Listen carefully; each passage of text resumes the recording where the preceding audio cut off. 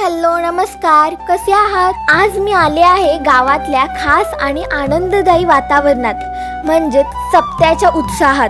इथे प्रवचन सुरू आहे आणि त्यांचा विचार ऐकून आत्मशांतीचा अनुभव येतो. इथे भजनही सुरू होतं. खरंच या भक्तिगीतांमधून येणारी सकारात्मक ऊर्जा शब्दात सांगता येणार नाही. त्याचबरोबर इथे सुंदर सजावट सुद्धा केलेली आहे. देवस्थान सुंदर रोषणाईने उजळून निघालेलं आहे. ही भक्तिभावाने केलेली सजावट पाहून मन प्रसन्न होतं. आमच्या गावातील लोक सुद्धा खूप उत्साही आहेत आणि एकत्र येऊन आनंद साजरा करणं हीच तर गंमत आहे. सर्वजण प्रवचन खूप मन लावून ऐकत होते.